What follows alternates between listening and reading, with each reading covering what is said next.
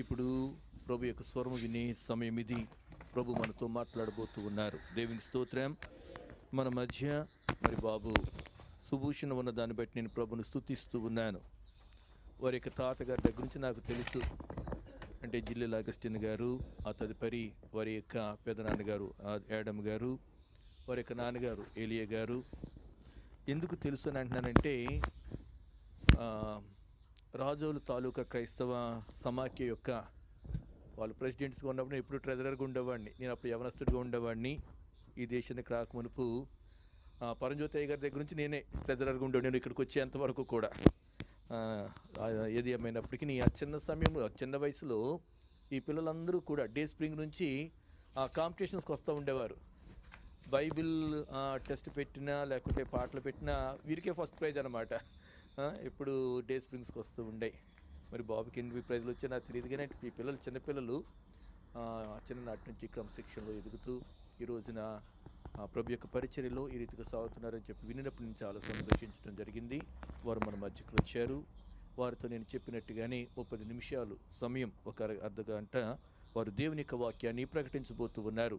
కాబట్టి ప్రతి ఒక్కరూ కూడా శ్రద్ధగా దేవుని యొక్క వాక్యం విని ఆశీర్వదింపబడాలని మనవి చేస్తూ బాబుకి ఈ సమయాన్ని అప్పగిస్తూ ఉన్నాను. రన్న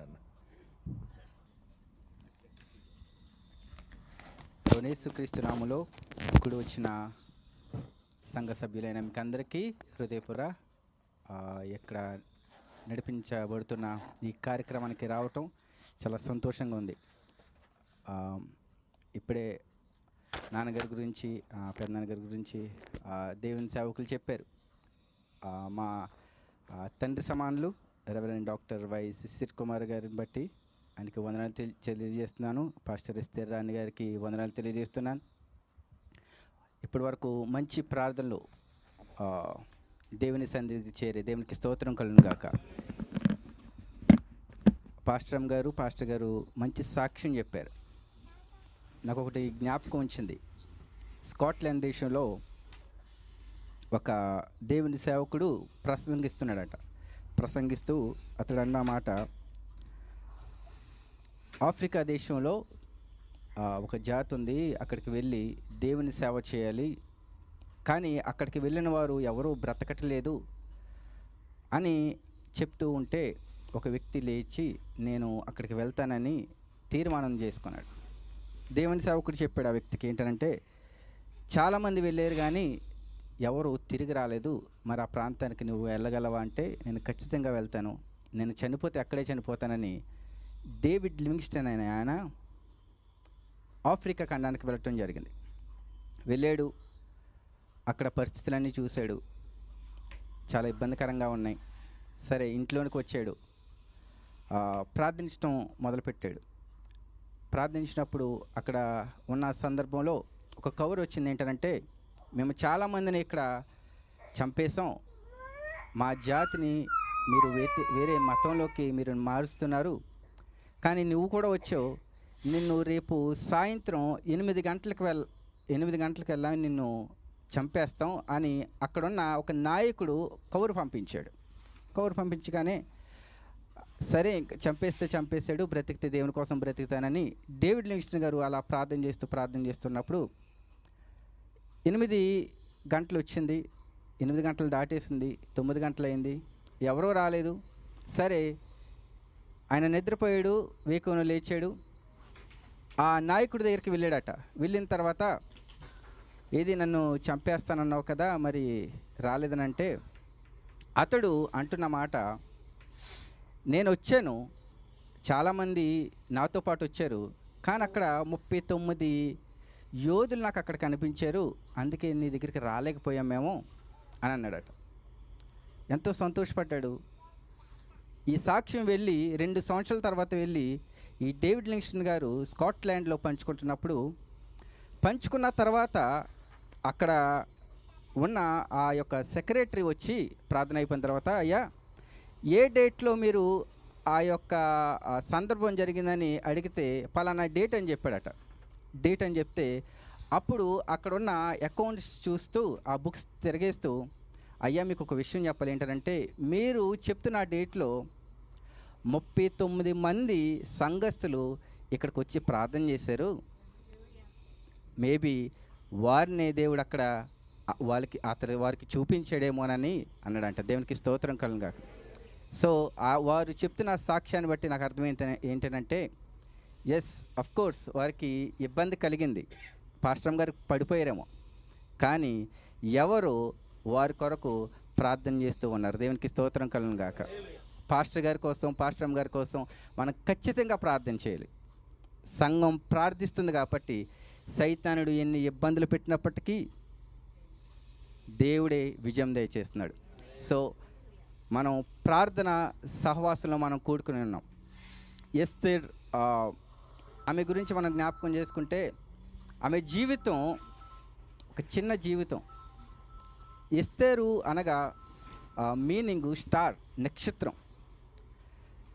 ఆమె జీవితాన్ని మనం జ్ఞాపకం చేసుకుంటే, ఆమె ఒక చిన్న గృహంలో ఒక క్యాండిల్ లాగా ఉన్నదేమో.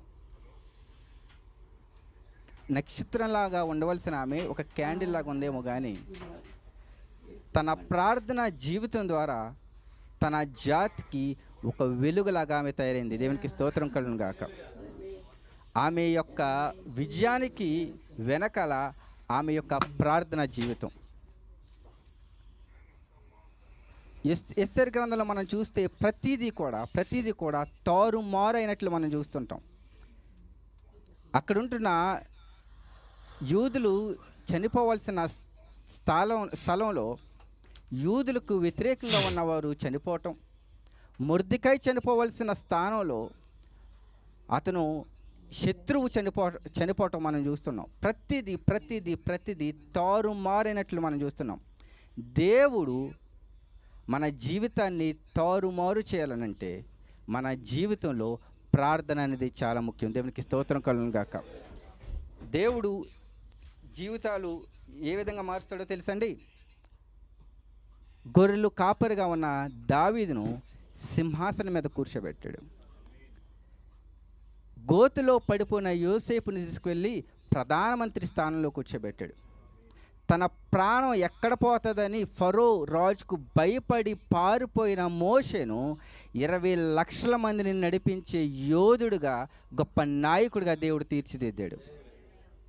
తన అన్నకు భయపడి పారిపోయిన యాకోబును ఇశ్రాయేలుగా మార్చాడు. దేవునికి స్తోత్రం కలుగును గాక. వీరందరూ జీవితం వెనకాల ఏం దాగిందో తెలుసా? ప్రార్థన. ప్రభువు యేసుక్రీస్తు వారు ఈ లోకంలో ఉన్నప్పుడు తన శిష్యులకు ఎలా ప్రసంగించాలో ఎప్పుడు చెప్పలేదండి, ఎలా ప్రార్థించాలో చెప్పాడు. దేవునికి స్తోత్రం కలుగును గాక. ప్రార్థన అనేది చాలా చాలా ప్రాముఖ్యమైనది. బిల్లీ గ్రహం గారికి మనకందరికీ తెలుసు, ఆయన గొప్ప సువార్థికులు. ఆయన ఒక మాట అంటూ ఉంటారు ఎప్పుడు కూడా,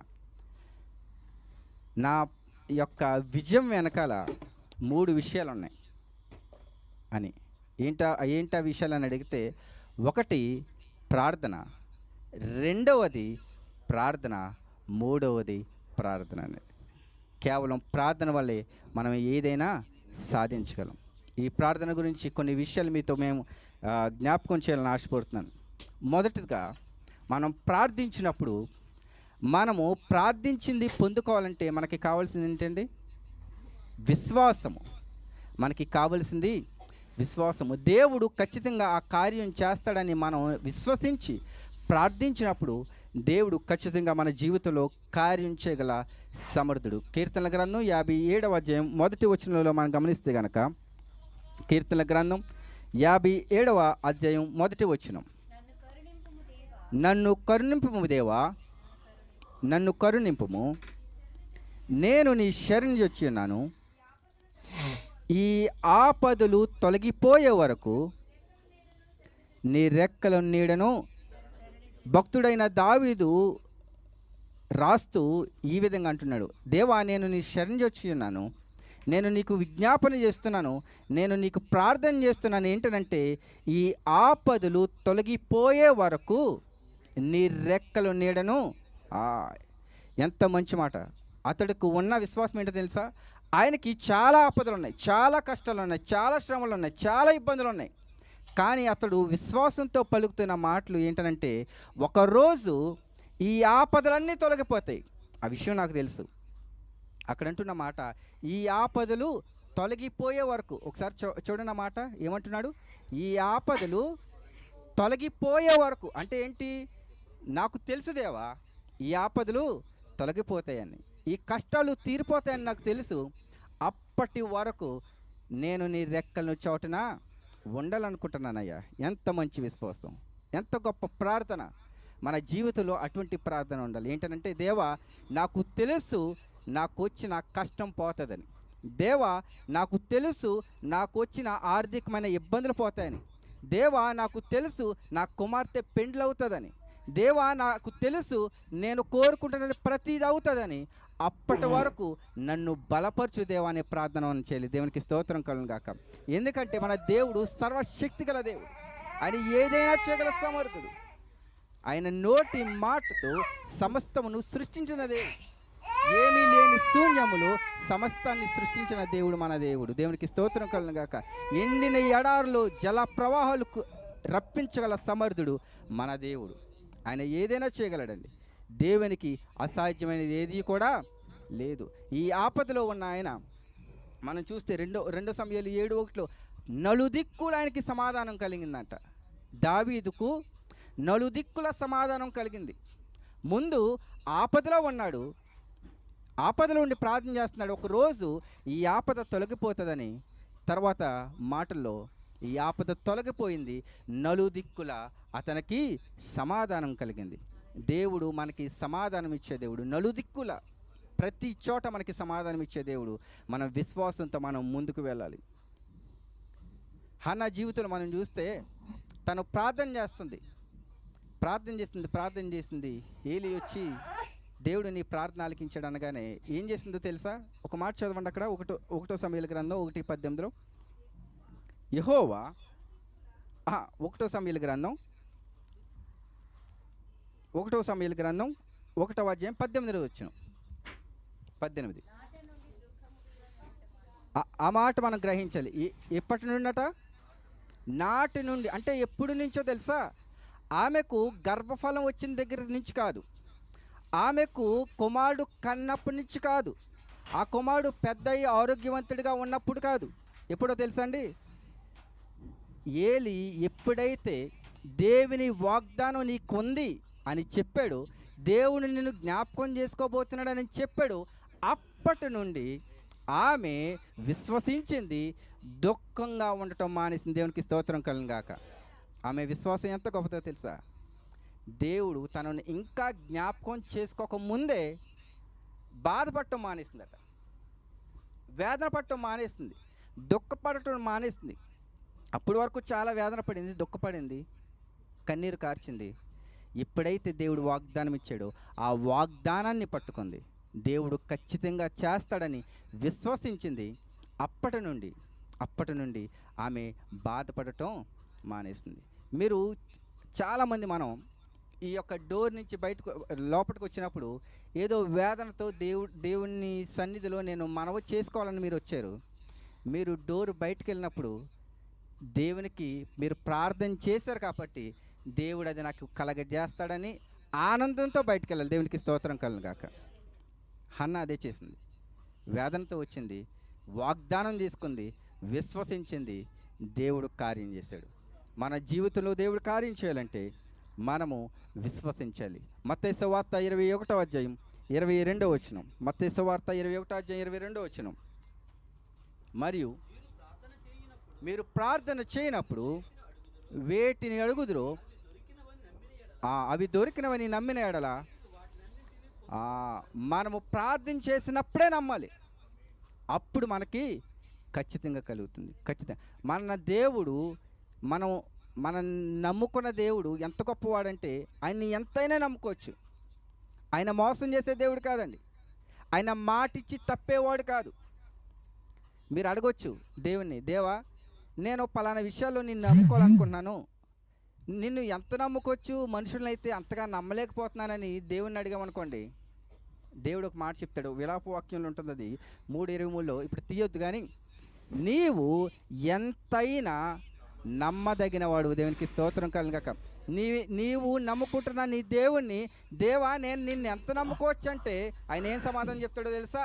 నువ్వు ఎంత నమ్ముకోగలిగితే అంత నమ్ముకో. దేవునికి స్తోత్రం కలుగాక.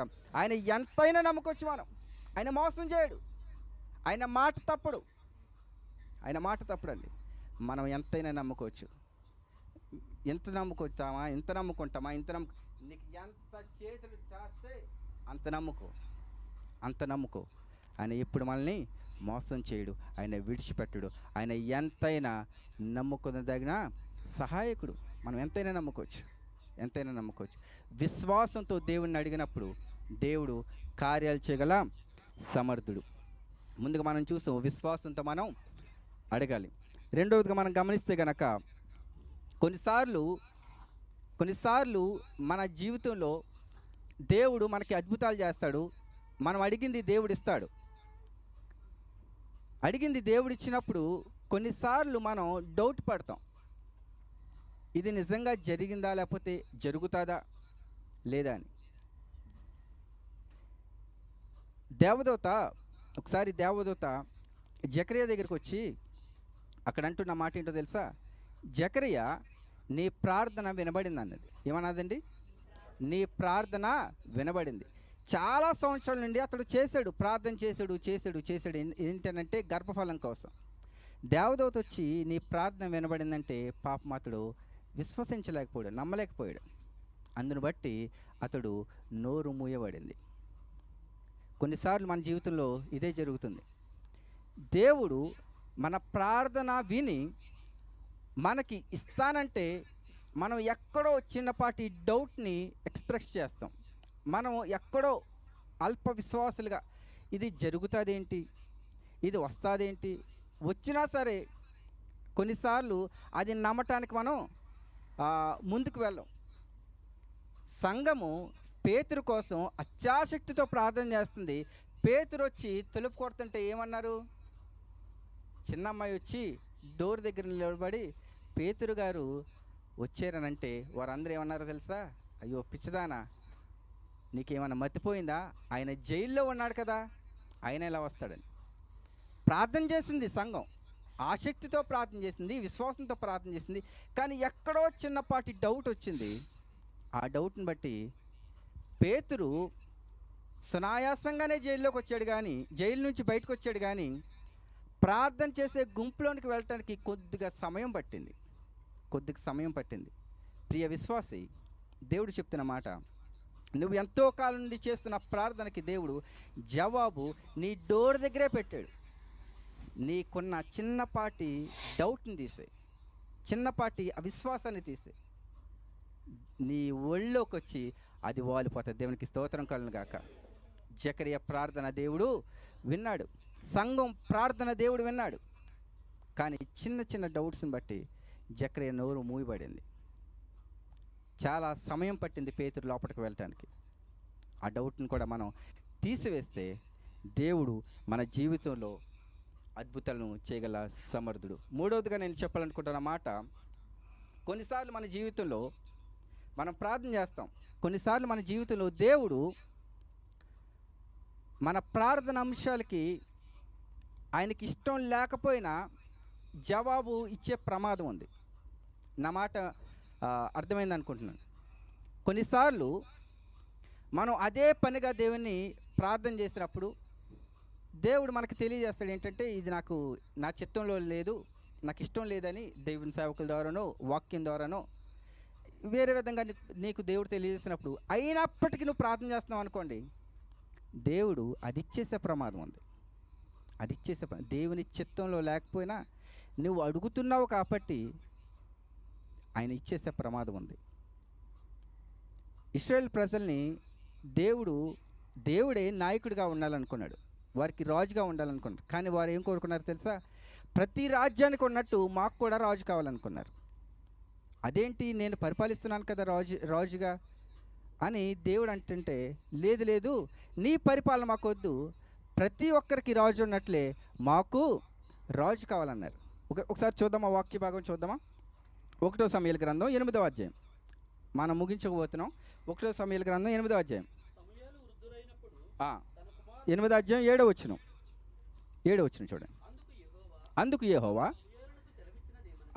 ఇశ్రాయేల్ ప్రజలందరూ సమూయేలుని అడిగారు, మాకు రాజు కావాలని. అప్పుడు దేవుడు ఏమంటున్నాడంటే, జనులు నీతో చెప్పిన మాటల ప్రకారం జరిగించు. నిన్ను విసర్జింపలేదు కానీ తమ్మును ఏలకుండా నన్నే విసర్జించున్నారు.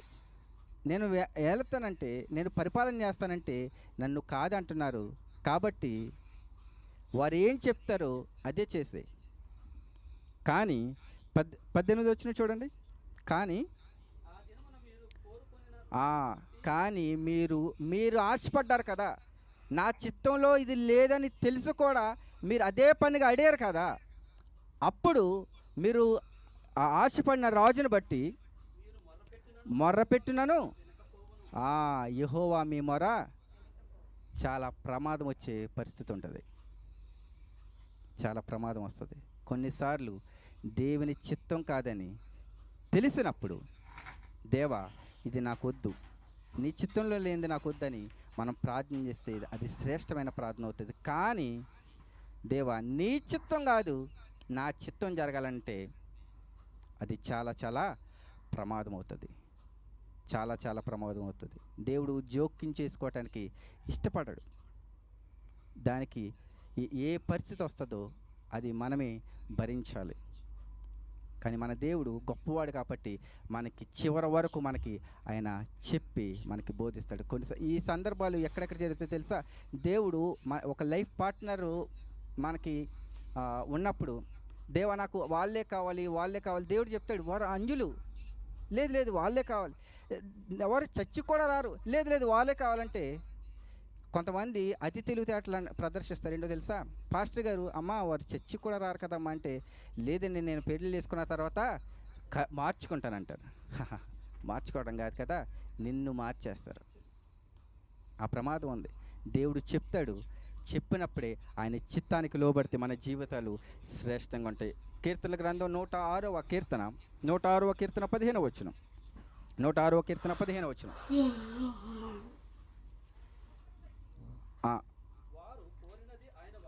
వారు కోరినది ఆయన వారికి ఇచ్చెను, అయినను వారి ప్రాణములకు ఆయన క్షీణత వారు కోరుకున్నది దేవుడు ఇచ్చాడు. వారు కోరుకున్నదే ఇచ్చాడు. కానీ వారి ప్రాణులకు ఆయన క్షీణత కలిగింది. దాన్ని బట్టి వారు సంతోషించలేదు. దేవుని చిత్తంలో లేనిది మనకి ఏది ఉన్నప్పటికీ మనకి సంతోషం కాదండి. అది మనకి సమాధానం కాదు. అది మన కుటుంబానికి కానీ మన వ్యక్తిగత జీవితానికి కానీ మంచిది కాదు. కాబట్టి మనం ఆయనకి ఇష్టమైనది మనం కోరుకోవాలి. ప్రభువు యేసుక్రీస్తు వారు అంటున్న మాట గెత్సేమనే తోటలో, దేవా నా చిత్తము కాదు నీ చిత్తమే జరగాలి, నీ చిత్తం శ్రేష్టంగా ఉంటుంది. ఆ యొక్క రెండో కుమారుడు అన్నాడు కదా, తప్పిపోయిన కుమారుడు ఏమన్నాడు? తండ్రి నీ ఆస్తిలో నాకు సగభాగం ఇచ్చి నేను ఆనందిస్తాను, లోకం వైపు వెళ్ళిపోతానంటే ఏమన్నాడు తండ్రి? వద్దురా అని చాలాసార్లు చెప్పినా మాట వినలా. కానీ తండ్రిని అదే పనిగా అడుగుతున్నాడు కాబట్టి, తండ్రి మనసు మంచిది కాబట్టి కుమారుడు అన్నది కాదనలేక అది అతనికి మంచిది కాకపోయినా ఇచ్చాడు. తర్వాత తన జీవితం ఏమైందో మనకందరికీ కూడా తెలుసు. తండ్రి మనసు కలిగిన మన దేవుడు మనం అదే పనిగా అడిగితే ఆయన చిత్తంలో లేకపోతే లేనిదైనా ఇచ్చే ప్రమాదం ఉంది. కాబట్టి మనం ప్రార్థన చేసినప్పుడు మనం జ్ఞాపకం చేసుకోవాలి, దేవా నేను ప్రార్థన చేశాను కానీ ఇది నీ చిత్తమైతే ఇవ్వనైనా. దేవునికి స్తోత్రం కలుగును గాక. ఆఖరిగా నేను చెప్పాలనుకుంటున్న మాట, మన జీవితంలో కొన్నిసార్లు మనం చేస్తున్న ప్రార్థనకి ఆలస్యం అవుతూ ఉంటుంది. కానీ దేవుడు ఆలస్యమైనప్పటికీ శ్రేష్టమైనది ఇవ్వగల సమర్థుడు. లాజరు బాగోలేదని యేసయ్య కౌరొచ్చింది. యేసయ్య నీవు ప్రేమించే శిష్యుడికి ఆ యొక్క నీ స్నేహితుడికి బాగలేదు. అవునా, బాగోలేదా? ఆయన అక్కడే ఉన్నాడు. యేసయ్య ఆయన్ని ఐసీయూలో పెట్టారు. అవును, ఐసీయూలో పెట్టారా? అయినా అక్కడే ఉన్నాడు. ప్రాణాపాయ స్థితిలో ఉన్నాడు. దేవుడా ప్రభువా అంటే అవునా, అయినా అక్కడే ఉన్నాడు. 2 రోజులు గడిచింది, 3 రోజులు గడిచింది, 4 రోజులు. చనిపోయాడు. చనిపోయిన తర్వాత 4 రోజులు ఆయన అక్కడే ఉన్నాడు. చనిపోయిన తర్వాత వచ్చి ఆయన లాజర్ను బయటకు తీసుకుని వచ్చిన తర్వాత జరిగిన కార్యం ఏంటో తెలుసా? ఆయన ఆలస్యం చేశాడు. ఇప్పుడు ఆయన ముందుగానే వచ్చి జ్వరాన్నో దేన్నో స్వస్థపరిస్తే అంత మహిమ దేవునికి వస్తుంది అంటారా? రాదు. చనిపోయిన తర్వాత లేచాడు కాబట్టి అక్కడ యోహాను సువార్తలో ఉంటుంది. ఏంటో తెలుసా? కొంతమంది అక్కడున్న యూదులు యేసయ్య మాటలు వినడానికి, యేసయ్యని చూడటానికి మాత్రమే కాదట, మృతులలో నుండి లేచిన లాజరును చూడటానికి వచ్చారంట. దేవునికి స్తోత్రం కలుగును గాక. తద్వారా అనేక మంది ప్రభువైన యేసుక్రీస్తు వారిని రక్షకుడిగా నమ్మారు. ఎంత గొప్ప అద్భుతం! ఆలస్యం చేశాడు దేవుడు, కానీ గొప్ప అద్భుతాన్ని దేవుడు చేశాడు. ఒకవేళ మీ జీవితంలో ఆలస్యం అవుతుందేమో, కానీ ఆ ఆలస్యం వెనకాల దేవునికి గొప్ప ప్రణాళిక ఉంది. ఒక స్త్రీ కలగంటుందంట. ఏంటంటే, దేవా, ఎప్పుడు నాకు ఎన్నిసార్లు ప్రార్థన చేసినా నా ప్రార్థన నువ్వు వినట్లేదని బాధతో పండుకుందంట. పండుకుంటే ప్రభువైన యేసుక్రీస్తు వారు ఆ దేవుడు కళ్ళలోకి వచ్చి ఒక ఉపమానం చెప్పాలని ఆమెకు ఆశపడినప్పుడు ఆమె కలకంటుందంట. ఒక 3 స్త్రీలు లైన్గా మోకరించారు. యేసయ్య వారిని చూసుకుంటూ వెళ్తున్నాడట. మొట్టమొదటి స్త్రీ దగ్గరికి వచ్చాడు. ఆమె అడిగింది, పలానాది కావాలి, పలానాది కావాలి, పలానాది కావాలని.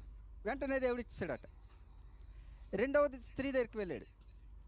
ఆమె కూడా అడిగింది. కొద్ది సమయం ఆమెతో ముచ్చటించి ఆమెకు కావాల్సింది ఇచ్చేసాడట. మూడో స్త్రీ దగ్గరికి వెళ్ళకుండా, కనీసం చూడకుండా వెళ్ళిపోయాడట. ఆమె ప్రార్థన చేస్తుంది, చూడకుండా వెళ్ళిపోయాడట.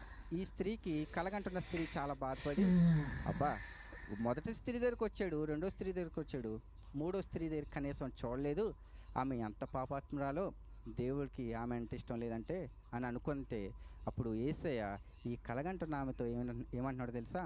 అమ్మ, మొట్టమొదటి స్త్రీ దగ్గరికి నేను వెళ్ళాను, నేను అడిగిన వెంటనే ఆమె ఇవ్వలేదనుకో, తర్వాత ఆదివారం చర్చికి రావటం మానేస్తుంది, నాకు ప్రార్థన చేయటం మానేస్తుంది, నన్ను నమ్మటం మానేస్తుంది. రెండో స్త్రీ దగ్గరికి పర్వాలేదు, కొద్ద చెప్పొచ్చు. అదే మూడో స్త్రీ దగ్గరికి నేను నా ప్రార్థనకి ఆలస్యమైందన్నప్పుడు ఆమెకు తెలిసి ఏంటో తెలుసా? దేవుడు నాకు శ్రేష్టమైనది ఇవ్వబోతున్నాడు, నేను ప్రార్థన చేస్తూనే ఉంటాను ఆయన ఇచ్చే వరకు. దేవునికి స్తోత్రం కలుగును గాక. మన జీవితంలో ఆలస్యం అవుతుందేమో, కానీ దేవుడు శ్రేష్టమైనది ఇవ్వగల సమర్థుడు. మొట్టమొదటిగా మనం చూసాం, విశ్వాసంతో మనం ప్రార్థించాలి. రెండవదిగా మనం చూసాం, మన జీవితంలో కొద్దిపాటి ఆ అవిశ్వాసాన్ని తీసేసి దేవుడు జవాబిచ్చింది మనం స్వీకరిద్దాం. మూడవది ఏం చెప్పానండి? మూడవది దేవుని చిత్తంలో, అది చాలా ప్రాముఖ్యమైనది. అది చాలా మన దేవుని చిత్తంలో మనం అడగాలి. నాలుగవది, మన ప్రార్థనకి ఆలస్యం అవుతుంటే దేవుడు గొప్ప అద్భుతాన్ని మన జీవితంలో చేయబోతున్నాడు. అటువంటి విశ్వాసంలో, అటువంటి ప్రార్థన జీవితంలో మనం ముందుకు సాగుదాం. దేవుడైన పరిశుద్ధ మాటలు దీవించును గాక. ఆమేన్. అడిగి పొందుకోవాలి, అడగక ఏమీ పొందుకోలేకపోతున్నారు అని చెప్పి వాక్యంలో ఉన్నది. అడగటంలో 2 విషయాలు. కొన్ని సందర్భాలలో ప్రాధేయపడి అడగాలి, కొన్ని సందర్భాల్లో డిమాండ్ చేసి అడగాలి. 2 ఉన్నాయి. కుమారులుగా అయినప్పుడు ఏముంటుంది? మనకి డిమాండ్ ఉంటుంది అన్నమాట. దేవునికి ఎంత దగ్గరైతే అంత గట్టిగా డిమాండ్ చేయొచ్చు. దేవునికి స్తోత్రం. వాక్య పరిచర్య చేసిన దైవ సేవకులకు వందనాలు తెలియజేస్తూ ఉన్నాను. వారి కొరకు చిన్ని కానుక కూడా మరి స్థిర ప్రేయర్ మినిస్ట్రీ సిద్ధపరిచింది. పాస్టర్ గారు దీన్ని వారికి అందజేస్తారు. ఆ తదుపరి జ్యోతిబాబు గారు చిన్న ప్రార్థన చేసిన తర్వాత ఆశీర్వాద ప్రార్థనతో మనం సెలవు తీసుకోబోతూ ఉన్నాం. అన్న